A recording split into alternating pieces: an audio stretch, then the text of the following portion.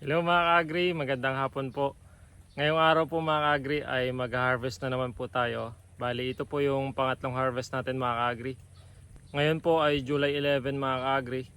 So yung unang harvest po natin is July 6. Tapos pangalawa po yung July 8.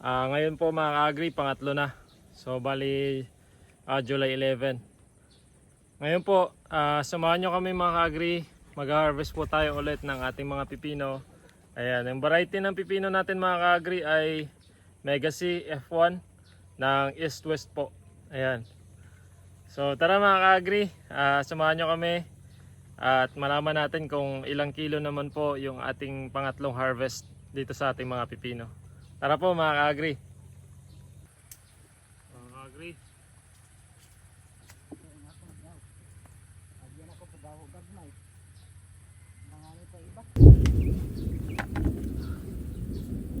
Mag-ipata tayo mga ka-agri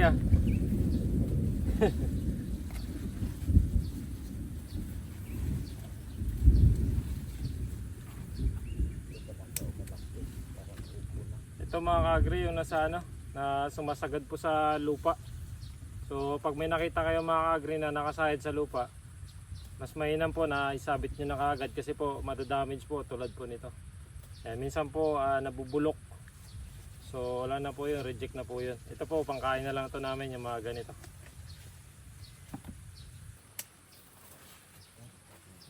Ito po mga ka-agri.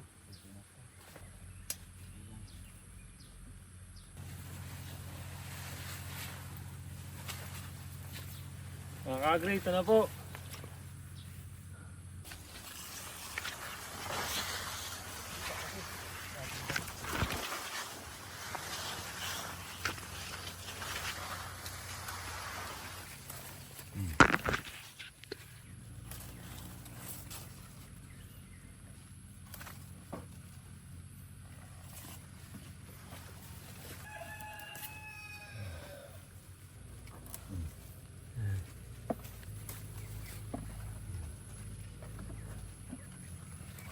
Yan.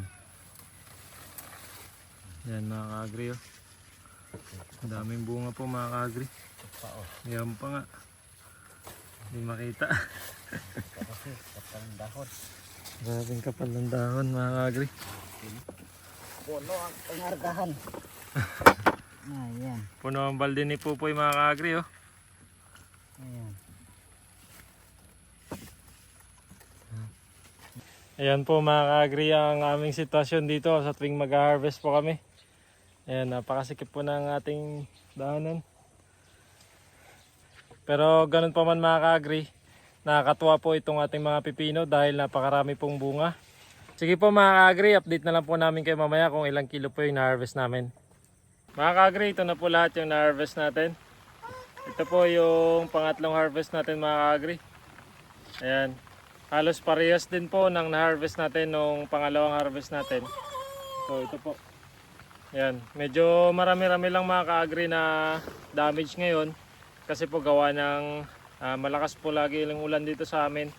Halos tuloy-tuloy po araw-araw na umuulan. Kaya yung iba mga ka-agri ay ni-reject na natin. Kasi medyo nabubulok na po yung iba. Lalo po yung nakalapat sa lupa. Kasi dahil hindi po tayo naka plastic mulch o yung iba pong balag natin bumigay na kasi sobrang bigat ng mga bunga. Bali yun po yung mga i-consider natin sa mga susunod po na pagtatanim natin mga ka-agri. Yun po yung mga natutunan natin dito ngayon sa unang batch natin na pagtatanim ay dapat yung tamang spacing ng daanan ng tao para kapag mag-harvest po hindi po tayo mahirapan at makikita po natin lahat ng bunga na ready for harvest na kasi po marami pong bunga kaming nalagpasan na dapat na harvest nung una or nung pangalawa. So katulad po nito, masyado na po tong malaki, oversize na po to ka-agri. Ayan oh. So ito po pang sarili na lang namin dito. Bali yun po yung mga kailangan natin na i-take note sa pipino. Kailangan po talaga na yung spacing natin very important po para mas makita natin ng maayos yung mga bunga At the same time po makaharvest din tayo ng maayos dahil matinik po o makati yung mga dahon ng pipino at saka yung mga tangkay niya. May mga tinik-tinik. So yun po. Tapos pangalawa po mga agri, tibayan po talaga natin yung balag natin. Kasi may mga ilang balag kami na bumitaw na, bumagsak na, kaya yung mga bunga nasa lupa na. Ngayon pag nasa lupa po mga kaagri yung bunga, may tendency po talaga na masira o mabulok. So yun po, marami po tayong reject ngayon. Ayan yung iba po na nasa tabi doon. Ayan, mga reject na po yung mga naninilaw na. So yun lang po mga kaagri. Marami tayong natutunan dito sa unang batch natin ng mga pipino. Pero ganun pa man mga kaagri, salamat pa rin po dahil marami tayong naani ngayong araw. Ito po ang pangatlong ani natin. Ayan, ang variety mga kaagri ng pipino natin, Mega C F1 ng East West.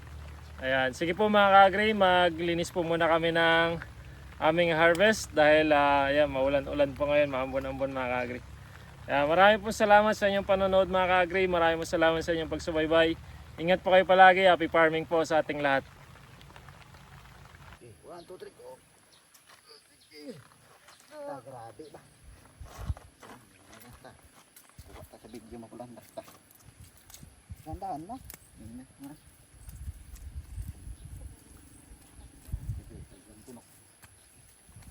Gandaan na ka. Marami kasi mataya.